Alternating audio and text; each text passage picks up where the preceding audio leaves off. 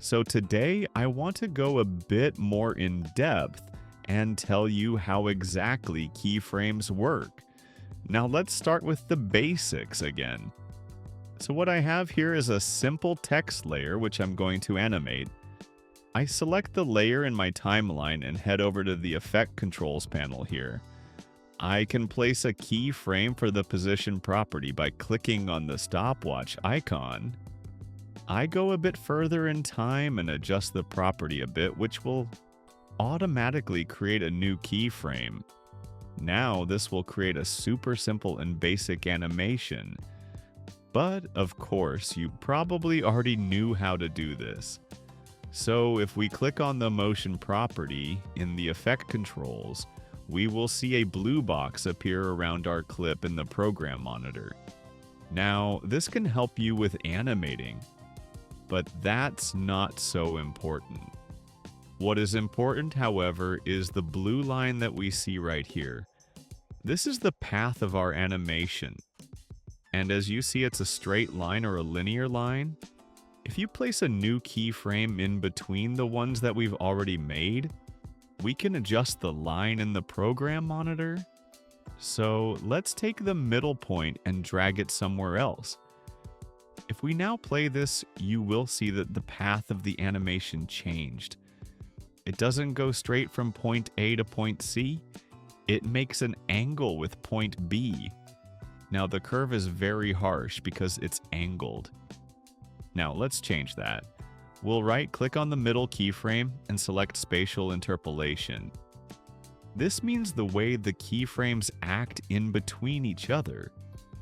Now we'll make this keyframe a Bezier, and this will make it go way smoother because it will actually become a curve now.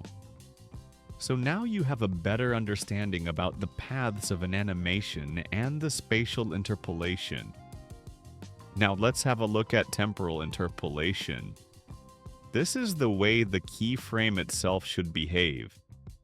You won't see a curve in the program monitor, but if you click on the drop-down arrow icon on the property in the Effect Controls panel, you can see a curve. Now this curve looks really straight. It's a linear curve. And if you want to smooth this animation, we need to create an ease in and ease out onto those keyframes. Now, I've already talked about this in the previous keyframe video, but the first keyframe needs to ease out because that's where the animation starts. When we now have a look in our Effect Controls panel, you will see that we've got a curve. And when we take the levers, we can play around with the speed of the animation. If we create a curve like this, it will go slow for a while and then speed up drastically in the end.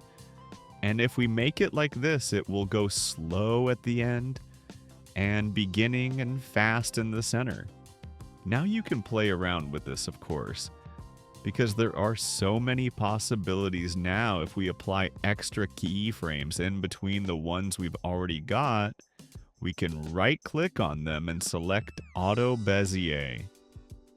This will make sure that everything you have will become a smooth curve. Now, if you don't want this, of course, you can keep them linear. I'll see you guys next week.